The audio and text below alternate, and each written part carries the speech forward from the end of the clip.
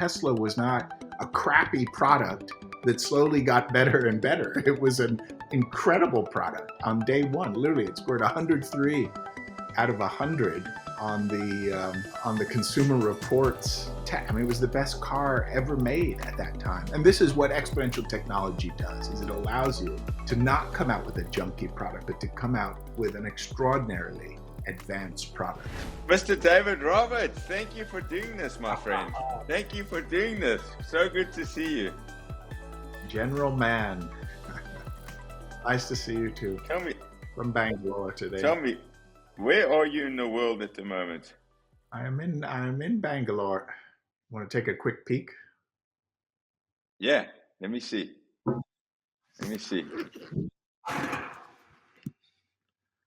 This is kind of the tech capital, really, of India. It was brilliant. 20, I would say 25 years ago, Bangalore started to really focus on software because they had some, tech engineers with software degrees, and they really became the software outsourcing city of Silicon Valley. In fact, I had a company in between 99 2004, and 1/3 of our engineers, we had about 100 engineers that were Indian in the company. We had 300 engineers in the company, 100 were in the company, but another 150 were in Bangalore, in this town. I never visited, I never saw them. And so we would write code, and then at night, they would keep writing the code. And in the morning, there'd be all this code that would just get done. It was incredible because of the time zone difference, of course. And they were good. They were great software coders too. Amazing. And what are you actually doing in Bangalore? And thank you so much for taking the time to chat to us. We really appreciate it. I know you've got a very long day tomorrow. I do tomorrow. It's always wonderful to do this with you, and thank you for inviting me in. What am I here? I'm here to talk about new disruptive theory. So Bangalore, being a bit of the software capital, not just of India, but really in some ways of the world outside of Silicon Valley, what is about to happen with artificial intelligence will have an extraordinary impact of the amount of coding that will happen here in this town. And so I'm here to help them understand what new disruptive theory is about, which is about what happens when exponential technology and disruptive innovation combine with each other. So yeah, it'll be a lot of fun.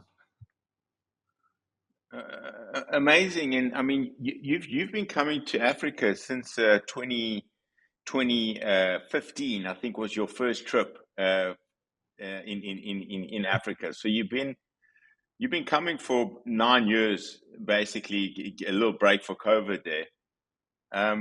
What do you see in Africa, and what do you really love about coming back to Africa? Yeah. First, it's a lot of things, but what I see from my own profession around disruption is, we talk a lot about business disruption, about how one business disrupts another.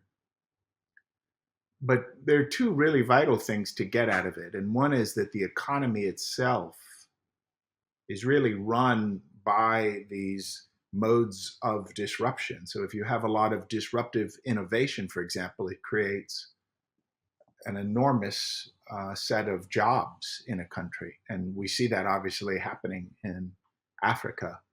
In the United States, well, look at Japan. In Japan, they had efficiency disruptions. So efficiency disruptions allow you to operate a company with less and less people.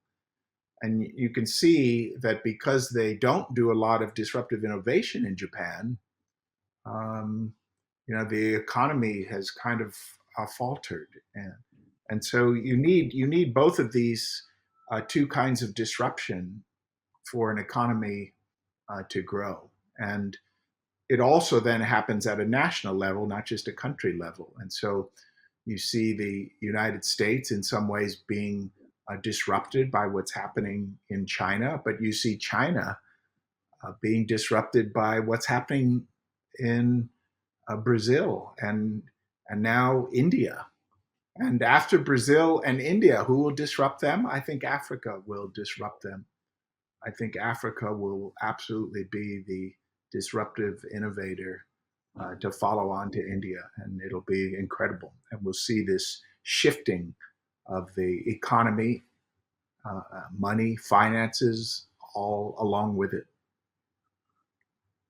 Amazing. So you've been spending a lot of time in India. Yeah, I know you mentioned to me that you've been working with the government. Yes, we did. We did an event. It's called the LBSNAA for sort of Modi's reports. It's kind of in India. They have this fascinating structure, which is a little bit like the different leadership academies that the United States has in the military. But India has it actually for the government. So if you work in the government in India and you're in sort of the upper echelons of your level, you will go to this academy up in Missouri, India, in the mountains where it's wonderfully cool, and you'll go there 6 times throughout your career. Every 4 or 5 years, you'll actually go, and they all go together. So we did a session. I think it was about a year ago now, maybe almost two, for them, really around, well, what does exponential technology and disruption, but especially disruption, what does it mean to a government, and how does a country, how does a nation um, disrupt itself and become a disruptor in the world? And so we talked about that. It was about 60 of them. And then I think it went well because then we did the sort of people who report to them. So it was about 740 of these mid-level younger officers.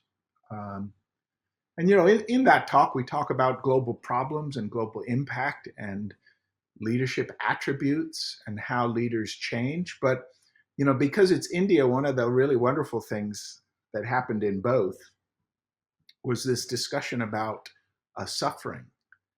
Because why do we do all this business stuff? I mean, we do it to kind of end suffering and make our world a better place. And but suffering happens in the mind. And this isn't a new idea. I mean, there were people in India, thousands of years ago, that were thinking a lot about this, and they realized that it happened in the mind, and so if it happened in the mind, you could be free of it. In other words, the suffering doesn't happen because of the external circumstance. You don't actually solve your suffering by gaining greater wealth. You think you do, but typically what happens is you end up just craving greater wealth your whole life, and you're just craving your whole life. And so in a way, you're just suffering. It happens in the mind. And so we talked about that too. And that was a really wonderful discussion, because as a nation, I think they have that in their history and in their background. Oh, amazing. And just moving on to this new disruptive theory you're talking about. It's really your concept. I mean, I know that it hangs on the work of Clay Christensen, and you've taken it another step forward. Are we going to be hearing a bit about this at the summit, this new disruptive theory? And tell me a little bit about it. I haven't thought yet really too much yet about what we should discuss at the summit. Certainly, there's a lot of interest on new disruptive theory, because the extraordinary work that Clay Christensen did with disruptive innovation theory. Basically, disruptive innovation theory explained why the incumbent, why big businesses always, not sometimes, but always got disrupted by a disruptive innovator, even when they made good business decisions. And that I think was the clincher, was they were making good business decisions. They were making the best business decisions, and then they would still get disrupted. And it's critical to get, because if you don't understand disruptive innovation theory, you won't understand this, and then you'll be disrupted as American car companies were for decades, for decades. I mean, totally disrupted into bankruptcy. Um, and so, new disruptive theory explained why disruptive innovation did not catch some of the biggest disruptions that we've seen. It explained why steel companies got disrupted, why car companies got disrupted, but didn't explain things like why the iPhone disrupted everything. In fact, it was one of the areas that I think Clay was really it was insufficient. It wasn't that disruptive innovation theory was wrong. It's just that it explained only one kind of category of disruption. And so Tesla was not like that. Tesla was not a crappy product that slowly got better and better. It was an incredible product on day one. Literally, it scored 103 out of 100 on the Consumer Reports. I mean, it was the best car ever made at that time. And this is what exponential technology does: is it allows you to not come out with a junky product on day one, but to come out with an extraordinarily advanced product on day one. But it's very high priced. And so, how can you be disruptive with that? That's not disruptive innovation theory. New disruptive theory explains that and explains why it's still disruptive and why the incumbents still don't respond, even when they see that, until it's far too late. Amazing. I think we should definitely talk about new disruptive theory at the summit. I think I Okay, think great. I think it's an incredible topic because a lot of big businesses come to the summit, and Yeah, the whole thing you were saying is that why do they always get disrupted? Why is it the little yeah. guys, the agile guys that come in and they always disrupt the big businesses? So I think it would be a very relevant They topic. do if they do when they're doing disruptive innovation. Yeah, when they don't do disruptive innovation, they don't do so well. But the ones that understand disruptive innovation and do disruptive innovation, they will pretty much always succeed unless the company is very, very knowledgeable about disruptive innovation theory, which happens sometimes. For example, you remember Procter and Gamble is an amazingly advanced company in terms of their management and leadership thinking. I mean, most of their marketing folks went to Harvard Business School and a whole bunch of other. I mean, they're very well educated about disruptive innovation. And then they had a disruptor called Harry's that wanted to disrupt the five razor blade that they'd created. Right? They created this incredible blade. I shaved with one this morning.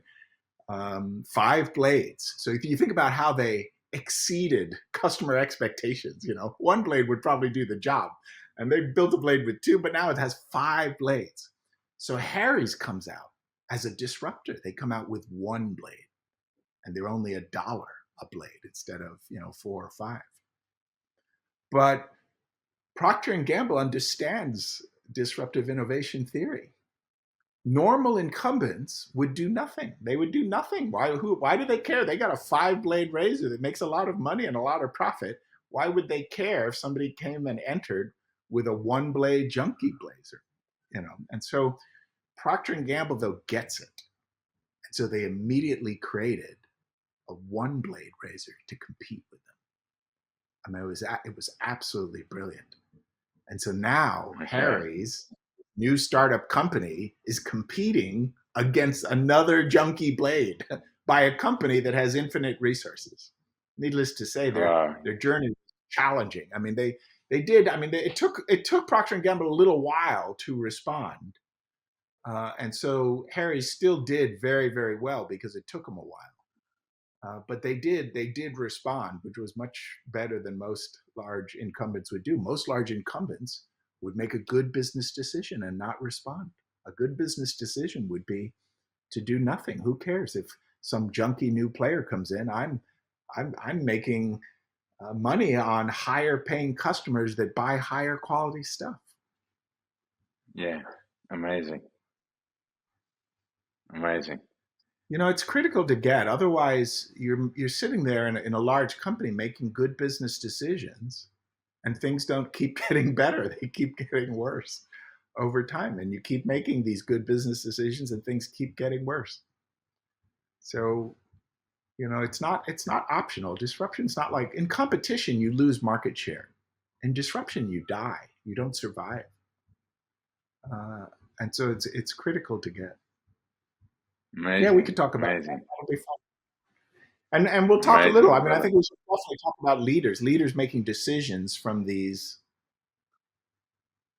mental states of anxiety, stress, sometimes even anger, revenge, but usually, making decisions from suffering states.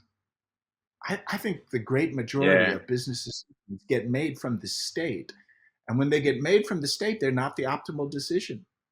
Because if the mind is suffering, like, oh my gosh, what's this company doing? Making a one blade razor, trying to compete with our 5 blade razor. Let's get them. If you make a decision from a state that is not a positive state, you lose all a perspective. You get zerally focused, narrowly focused because of the emotion, and then you don't see all the possibilities. You just see sort of like one or two routes, and then you choose that. You don't even choose it because you just think that's the only option. And so non-optimal decisions get made from non-optimal states. And the single greatest thing that any leader does in their lifetime that turns them into a better leader is they start recognizing not to make decisions from these states. They at least wait, until they're not in that state. And then they make a decision from a positive state where they can see, all of the options. It made me think, have you seen this movie Dune? Dune no, 2? no, no. You told me about it. Dune 2. You Yeah, told me about yeah. it. It's a great movie, and there's a moment in it. There's a society that's just getting crushed by these outsiders, and there's one guy that they're sort of hoping is going to become a great leader, but he's not. He's not showing up yet. Uh, and he ends up at one point, though, being able to see clearly. And it's because of this weird spice that they've got on the island. But he can see clearly, and he says, I can suddenly see all the possible paths, and we lose to our opponents in nearly all of them. But I can see one Wow. narrow path where we win. In other words, because he can see all the options, he can find a path where they win. And because of it, he ends up, really leading and pointing the way. And I won't tell the rest of the movie, but it's a pretty Wow. insightful point. Yeah. You were just saying some incredible stuff about AI. So thank you for just adding a little bit extra on. That would be really cool. I think the world is not understanding what is about to happen with AI. I think they think that it's like, these other technologies that we've had in the past, like cryptocurrency or robotics, and it's not at all like that. It's like that today because it's fairly narrow AI, um, but the speed and pace uh, with which this will improve and increase over time is going to change everything in a way that is much bigger than, say, like the internet changed everything or the phone changed everything, because those did kind of change the way we did business, but they didn't really change everything. The point is we get everything because of our thinking. I mean, that's why we have a laptop. That's why I have a cell phone. We get everything because of our thinking. My prediction is the next release of ChatGPT. Um, Maybe it'll be in December, January, but it will be much, much smarter than the current 4.0 that I use, which is much, much smarter than the 3.5 that I used to use. Because, I mean, they'll start to add reasoning to it. And people think, oh, well, that's a feature. It's not a feature. Reasoning is what gets us everything. That's why we think of all the new stuff that we think of. It's how we solve the problems we have is we do reasoning. And when you can get AI that's doing reasoning, you can suddenly apply it to problems. In other words, today we use AI to help us do the things that we do. It's sort of an augmenter of our intelligence. But the minute machines can actually solve problems, we'll just have them doing that all day long, all day and night long, trying to solve problems. And think of that. Apply it to any field. Apply it to, say, healthcare. We try to solve problems in healthcare. And so as a result, we've come up with a lot of pharmaceuticals to treat diseases, but we haven't actually cured a lot of diseases. We've cured some more recently because of CRISPR-Cas9 and things. But imagine when you've got intellect just working on those problems day and night. So we had an AI, just 2 or 3 years ago that basically solved every protein folding problem that we had. I mean, we all humans in all history, we only had solved like 170,000 protein folding problems. So we knew how, a protein looked three-dimensionally, only 170,000 of them. And literally it's kind of the same AI that was used to beat the best player in Go, AlphaGo. That same company made AlphaFold. And then they literally they folded like 2 million proteins in 18 months. They folded every protein that we could ever think of, not just for humans, like folded proteins for animals. Like they literally just solved what would probably have taken humanity decades and decades and decades to do, all in a year and a half. That is the kind of thing we're going to start seeing with the AIs that are coming. And so, in the Titanic, how the orchestra people are sitting on the deck and the Titanic is sinking. This is like the opposite of that. This is like a whole bunch of us all sitting on the deck of this extraordinary ship that's going up and going to like make cures of diseases, solve some of the hardest problems we've ever had. And we're all sort of just doing the same thing as if that's not going to happen. So this to me has. So how do you stay Yeah. ahead of it? How do you personally stay ahead of it? And how do you personally, adopt the learning mentality to just dive in and get involved? So I And mean, what there's do you do on a two personal level? parts I would say to that question. There's the part of how do I stay on top of what's happening, but there's the more important one, which I think because staying on top of what's happening is interesting. It helps with my curiosity, which is the driver, right? As we grow our curiosity.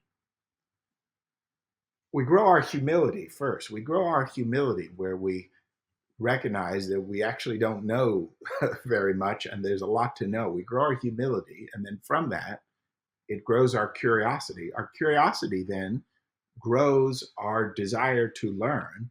Our desire to learn then grows our knowledge, our intellect, and our intellectual skills, which give us the power to make change. But at the base of it, we have to grow our humility first. People who are not humble think they know everything, and then they don't really learn. They don't ask a lot of questions. So we grow humility, we gain this incredible, insatiable curiosity. Curiosity equals intelligence. People who become intelligent are insanely curious, and people who are not so intelligent were never really curious. So we do that. That's how I think the sequence of paths happen for us to stay on top of things. But the other one is more important, which is just how do we use AI? How do we use it every day? I use AI every single day, multiple hours in a day to do anything that comes up. I'm asking my AI, how can I do this better? Tell me more about this. What is it that I don't understand about this? It's constantly working with me, helping my own mind to think things through. And why would we want to do that? Because we want outcomes. There's outcomes that we all have in our life. And we've been doing them the same way. And now because of AI, we can get all of those outcomes. And so that's how you use it. You literally just say, hey, this is the outcome I'm looking for. Here's the situation. And then it's helpful sometimes to give it a persona. If you're trying to solve an economic problem, you say, well, give this to me with the perspective of, Greenspan, of a famous economist. You could give it different perspectives, And then it'll look at all the ways that they have thought before in the past and give it to you through that lens, which is it's just incredible. It's so incredible. So yeah, Amazing. people say, well, who should use AI in my company? And it's like, there's no one in the company that should not be using AI. Every single person should be using AI in the company and asking the question, how can I get these outcomes more efficiently, more cost effectively? How can I get better results? These are the things I want. This is my situation. Tell me, how to get there. It's a universal tool for every single job. And the one we're going to get 3 to 7 years from now is going to be doing a lot of that for us. And that'll be a very strange future. I suppose in the end, it's going to be about what is, being more human is going to become, everything. I think that Do you know what I mean? Like, actually it's what tricky to what know. does it mean? Humanity is funny. I see two futures. I see the future where these artificial general intelligences or artificial super intelligences have helped us to create the paradise of humanity. I see that future. And then I see the other future where we use AI to, create better advertisements and try and convince people of stuff that they don't want to buy. And, there's this other very odd future that could also become very, very real. And so I think it's important for us as leaders to be very deliberate in our thinking and how we go down this path, because if we end up with AIs that just made our spam so much smarter, that's not the world that we were trying to get from it. So not as predictable, but ultimately, yes, we're going to get a lot of our current problems solved. And so in the worst case, at least we'll have new problems. And that'll be very refreshing for us. Beautiful. Looking forward to hearing a lot more, going a lot deeper.